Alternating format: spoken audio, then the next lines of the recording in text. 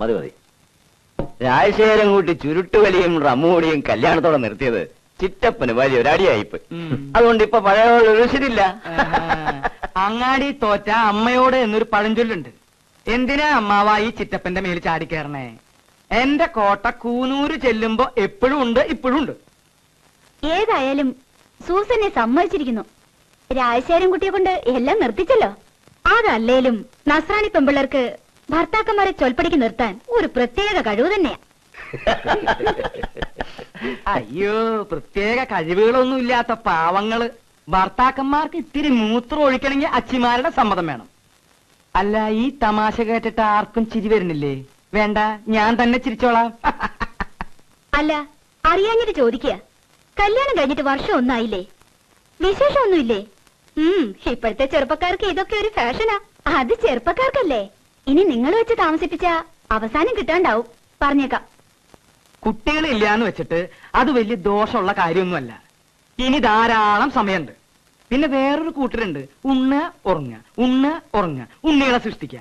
അതിലും വലിയ കാര്യമൊന്നുമില്ല. ഞാൻ നിങ്ങളെ ഉദ്ദേശിച്ച് പറഞ്ഞതല്ല, ലോക സ്വഭാവം പറഞ്ഞതേ ഉള്ളൂ. ദേ, ഇതിന് ഇത്തിരി എടുത്തേണ്ട ചവച്ചേൻ. ആ ദുഷ്ടിന്റെ ഒന്ന് മാറട്ടെ. ഇത്തിരി അമ്മായിക്കും കൊടുക്ക്. ചിറ്റപ്പൻ പഴയ ഫോട്ടോയാ.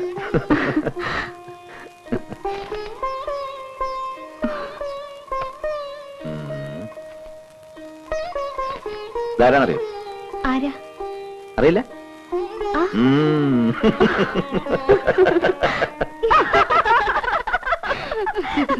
ചേച്ചി കൊള്ളിച്ചെന്ന് പറഞ്ഞത് ഏതായാലും നന്നായി. അവളെ കണ്ടാൽ അറിയില്ലേ അവളിനി പ്രസവിക്കില്ലാന്ന്. അതിന് ഗർഭപാത്രം ഉണ്ടായിട്ട് വേണ്ട പ്രസവിക്കാൻ. ഇവറ്റോളൊക്കെ പലതും കഴിഞ്ഞ് അതൊക്കെ എടുത്ത് കളഞ്ഞിട്ടല്ലേ കെട്ടുന്നത്. ഏതായാലും നമ്മുടെ രാജശേഖരൻ കുട്ടി അവസാനമായി കണ്ടുപിടിച്ചു കൊണ്ടുവന്നത് അബദ്ധമായി പോയല്ലോ എന്റെ ഈശ്വര. നേഴ്സാണെന്ന് കേട്ടപ്പോഴേ ഞാൻ നിരീക്ഷിച്ചതാ ഇതൊക്കെ ഇങ്ങനെ ഉണ്ടാവുന്ന. സാരമില്ല, ഇതൊന്നും കേട്ടതായിട്ട് ഭാവിക്കണ്ട. ഇതുങ്ങളൊക്കെ ഇങ്ങനെയാ. നമുക്കിനി ഇവിടെ നിൽക്കണ്ട, നാളെ തന്നെ കൂനൂർക്ക് മടങ്ങാം.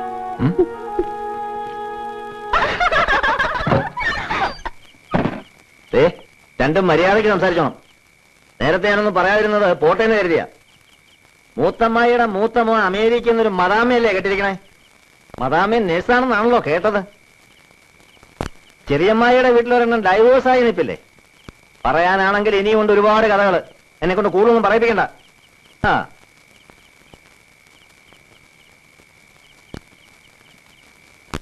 സാവിത്രിയും രുക്മിണിയും വന്ന് കരച്ചിലായിരുന്നു. നീ എന്തോ പറഞ്ഞു എന്നും പറഞ്ഞ്. അമ്മ, അവരെന്താ പറഞ്ഞെന്നറിയോ? അതൊക്കെ ശരിയായിരിക്കും. നീ അന്യജാതിയിൽപ്പെട്ട ഒരു പെണ്ണിനെ കല്യാണം കഴിച്ചു കൊണ്ടുവന്നപ്പോ തന്നെ ഈ കുടുംബത്തിന്റെ മാനം പോയി. എല്ലാവരുടെ മുമ്പിലും ഒന്ന് തോറ്റു. രണ്ടാമതും തോൽപ്പിക്കരുത്. ഇനി സമയം കളയാണ്ട് വല്ല ഡോക്ടർമാരെയോ മറ്റോ കാണിക്കുക. കുടുംബം അന്യം നിന്ന് പോണത് മാത്രമാണോ? ഉള്ള സ്വത്ത് മുഴുവൻ കൊത്തിപ്പറിക്കാനാ എല്ലാരും കാത്തു നിൽക്കണമെന്ന് ഓർമ്മ വേണം. ഏതാണ്ട് ഒരു തെരുവുവേശിയെ കല്യാണം കഴിച്ചുകൊണ്ടിരുന്ന പ്രതീതിയാ ഇപ്പോഴും തറവാട്ടിൽ. ഇനി അങ്ങോട്ടേക്കില്ല. അഥവാ പോകുന്നെങ്കിൽ തന്നെ ഞങ്ങൾക്കൊരു കുട്ടി ഉണ്ടായിട്ടേ ഉള്ളൂ. ഇക്കാലത്ത് ഇതൊക്കെ ഒരു പ്രോബ്ലമാണ്. ഡോക്ടർ രാജലക്ഷ്മി എനിക്ക് പേഴ്സണലായിട്ട് അറിയാം. The best gynaecologist in town. ഞാൻ വിളിച്ചു പറയാം, രണ്ടുപേരും കൂടി ഒന്ന് കാണ്. That's all.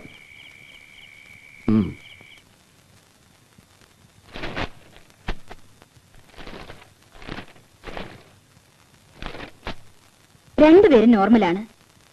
വളരെ റെയർ ആണെങ്കിലും നോർമലായ ദമ്പതിമാരിൽ കുട്ടികൾ ഉണ്ടാവാത്ത ഒരവസ്ഥയുണ്ട്. 10-15 വർഷങ്ങൾ കാത്തിരുന്നിട്ട് കുട്ടികളുണ്ടായി എത്രയോ കേസുകളുണ്ട്. പിന്നെ ഈശ്വരനോട് പ്രാർത്ഥിക്കുക. കുറച്ചുകൂടി നോക്കിയിട്ട് വേണമെങ്കിൽ ആർട്ടിഫിഷ്യൽ ഇൻസെമിനേഷൻ ട്രൈ ചെയ്യും. പിന്നെ റിപ്പീറ്റഡായി അബോർഷൻസ് നടത്തിയിട്ടുള്ള സ്ത്രീകളിൽ ഇങ്ങനെ ധാരാളം കാണാറുണ്ട്. പക്ഷേ അങ്ങനെ ഒരു ഹിസ്റ്ററി സൂസനിക്കില്ലല്ലോ. എനിവേ, തൽക്കാലം സൂസനിക്ക് ഞാനൊരു മരുന്ന് കുറിച്ചു തരാം. അത് കഴിക്കുക. Then let us wait and see.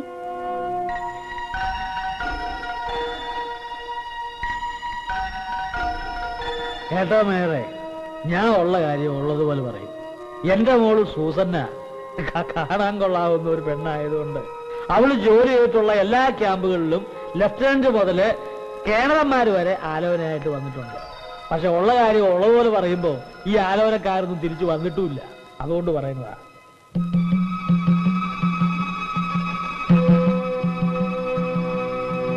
ഒരുപാട് ബാരക്കുകൾക്ക് അരങ്ങേറിച്ചു വന്ന പഴഞ്ചരക്കിനെ തന്നെ തലയിൽ വെച്ചു കൊടുക്കാൻ ധൈര്യമുണ്ടായെന്ന് പറയുകയായിരുന്നു. അതിന് ഗർഭപാത്രം ഉണ്ടായിട്ട് വേണ്ട പ്രസവിക്കാൻ. ഇവറ്റോളൊക്കെ പലതും കഴിഞ്ഞ് അതൊക്കെ എടുത്ത് കളഞ്ഞിട്ടല്ലേ കെട്ടുന്നത്. നീ അന്യജാതിയിൽപ്പെട്ട ഒരു പെണ്ണിനെ കല്യാണം കഴിച്ചു കൊണ്ടുവന്നപ്പോ തന്നെ ഈ കുടുംബത്തിന്റെ മാനം പോയി. എല്ലാവരുടെ മുമ്പിലും ഒന്ന് തോറ്റു. രണ്ടാമതും തോൽപ്പിക്കരുത്. റിപ്പീറ്റഡായി അബോർഷൻസ് നടത്തിയിട്ടുള്ള സ്ത്രീകളിൽ ഇങ്ങനെ ധാരാളം കാണാറുണ്ട്. പക്ഷേ അങ്ങനെ ഒരു ഹിസ്റ്ററി സൂസന്നിക്കില്ലല്ലോ. അങ്ങനെ ഒരു ഹിസ്റ്ററി ഉണ്ടാവാനേ വഴിയുള്ളൂ.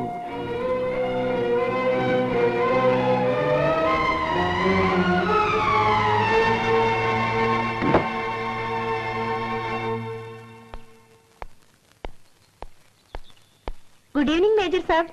Good evening. എന്തു പറ്റി? ഒരു ചെറിയ മിസ്സിംഗ്. ശരിയായി. സൂസനയ്ക്ക് വിശേഷം വല്ലതും ഉണ്ടോ? ഒന്നുമില്ല. ഏതായാലും സൂസന ഭാഗ്യവതിയാ. സാധാരണ ഞങ്ങൾ നേഴ്സുമാർ ഓഫീസേഴ്സിനെ ആഗ്രഹിക്കും. അതിനായി പലതും കാഴ്ചവെക്കേണ്ടി വരികയും ചെയ്യും. അവസാനം സാധാ വല്ലവരും കെട്ടി സംതൃപ്തിപ്പെടേണ്ടി വരും.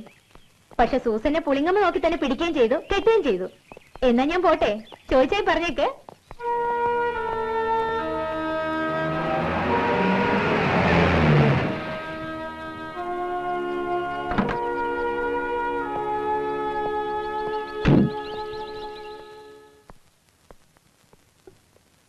രാജേട്ടാ, ഇത് അപ്പന്റെ വളരെ അടുത്തൊരു ഫ്രണ്ടാ.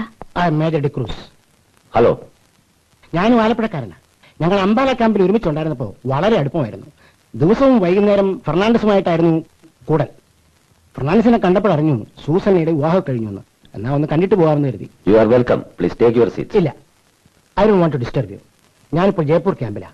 ഇന്ന് തന്നെ പോകണം. ഞാൻ ഇറങ്ങട്ടെ. See you again. See U.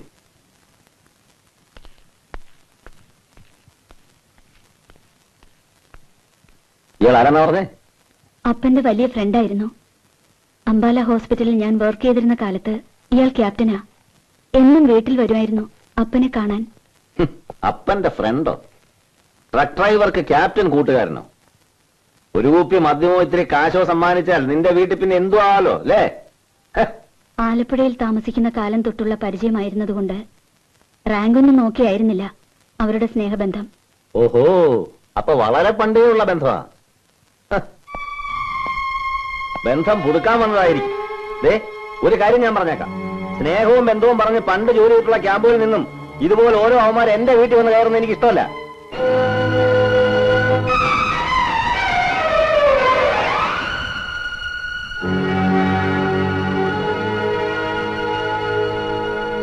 സൂസന്നയ്ക്ക് വിശേഷമുണ്ടോന്നേ എല്ലാവർക്കും ചോദിക്കാനുള്ളൂ. സൂസന്നയ്ക്ക് എങ്ങനെ വിശേഷം ഉണ്ടാവാനാ? എന്റെ ചോദ്യം ഇപ്പൊ അതല്ല. ഇതിനു മുമ്പ് വിശേഷങ്ങൾ ഉണ്ടായിരുന്നോ എന്നാണ്. ഡൽഹി, ആദംപൂർ, അംബാല, ബാംഗ്ലൂർ എന്ന് വേണ്ട ഇന്ത്യയിൽ ഒരുമാതിരിപ്പെട്ട ബാരക്കുകളൊക്കെ ചുറ്റിയടിച്ചിങ്ങോട്ട് കെട്ടിയെടുത്തല്ലേ. ദ ഗ്രേറ്റ് ട്രക്ക് ഡ്രൈവർ ഫെർണാണ്ടസിന്റെ മകൾ സൂസന്ന എന്ന സുന്ദരിയായ നഴ്സ് ഇപ്പൊ അവളുടെ പഴയ കാമുകന്മാരും അന്വേഷിച്ചു വരാൻ തുടങ്ങിയിരിക്കുന്നു. പട്ടാളക്കാരൻ എന്തും പിടിച്ചടക്കുന്നത് വരെ ഒരു ത്രില്ലാണ്. പിടിച്ചടക്കിയതിനു ശേഷം മഹത്വമില്ലെന്ന് മനസ്സിലായാൽ പിന്നെ എല്ലാം തരിശ് ഭൂമി പോലെ തോന്നും. അപ്പോഴും തോൽവി ഭൂമിക്ക്. ഞാൻ സമ്മതിക്കുന്നു. പക്ഷേ യുദ്ധക്കളത്തിൽ നിന്ന് ദാഹജലം കണ്ട് ഓടിയെത്തുമ്പോ അത് വെറും മരീചികയായാൽ ആ ഭൂമിയെ ഏത് പട്ടാളക്കാരന് ശപിച്ചു പോവും. ഈ ശാപം പേടിച്ചു തന്നെയാ ഞാൻ ആദ്യമേ എല്ലാം തുറന്നു പറഞ്ഞതും എതിർത്തതും. പക്ഷെ ധൈര്യം കാണിച്ചപ്പോ ഞാൻ വിചാരിച്ചു വലിയ വിശാല ഹൃദയനായിരിക്കുമെന്ന്. ഇപ്പൊ മനസ്സിലായി. രാജേട്ടാ, എനിക്കൊന്നേ പറയാനുള്ളൂ. സൂസന്ന ജനിച്ചു വളർന്ന ചുറ്റുപാടുകൾ മോശമായിരിക്കാം. But she is a perfect woman, a respectable woman. ഈ പെൺവർഗത്തിന്റെ മഹത്വമൊന്നും നീ എന്നെ പഠിപ്പിക്കണ്ട. ഞാൻ കണ്ടിട്ടുള്ളതിന്റെ 100 അംശം പോലും നീ കണ്ടിട്ടില്ലല്ലോ. അവിടെയാണ് അതിന്റെ കുഴപ്പം. രാജേട്ടന്റെ അബദ്ധ സഞ്ചാരത്തിന്റെ പാസ്റ്റ് ഇപ്പോഴും രാജേട്ടനെ വേട്ടയാടുകയാണ്. വിശുദ്ധിയുള്ള സ്ത്രീ പുരുഷ ബന്ധങ്ങളും ഈ ലോകത്തുണ്ട് രാജേട്ടാ. Sorry, I don't believe in it. ഏതായാലും ഇതൊന്നും വേണ്ടിയിരുന്നില്ല എന്ന് എനിക്ക് ഇപ്പൊ തോന്നുന്നു. ഒരു കണക്കിന് ആലോചിച്ചാ അവിടെ മാലാ കളിച്ചെന്നെ ട്രാപ്പ് ചെയ്യായിരുന്നു. ഇനി ഇവിടെ നിന്നാൽ ഞാൻ രാജേട്ടനേക്കാൾ ബോറിനാകും. Good night. ആ ഗുഡ് നൈറ്റ്. നേഴ്സിനെ പറ്റി പറഞ്ഞപ്പോ ഡോക്ടർക്ക് നോവുന്നു. വർഗസ്നേഹം. പൗലോസേ,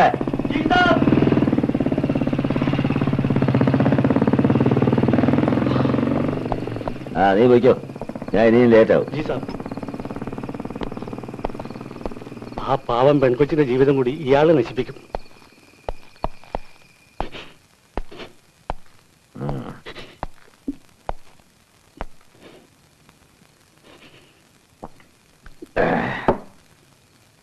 എന്തിനാണ് മൂന്നേ? എന്റെ മുമ്പിൽ ഫ്ലോറൻസ് നൈറ്റിംഗേൽ കളിക്കല്ലേ. ഇനി നാടകമൊന്നും വേണ്ട. സത്യം പറഞ്ഞു, നീ എത്ര പ്രാവശ്യം അബോഷം നടത്തിയിട്ടുണ്ട്. അതുകൊണ്ട് തന്നെയാ നീ ഗർഭിണിയാകാത്തതും. ഞാനൊരു തെറ്റും ചെയ്തിട്ടില്ല. തെറ്റ് ചെയ്തെങ്കിലും ക്ഷമിക്കാമായിരുന്നു. ഞാൻ ഒരുപാട് തെറ്റുകൾ ചെയ്തിട്ടുണ്ട്. പക്ഷേ എനിക്കൊരു കുഞ്ഞിനെ പോലും തരാൻ കഴിവില്ലാത്ത നിന്നെ ഭാര്യയായിട്ട് എനിക്ക് വേണ്ട.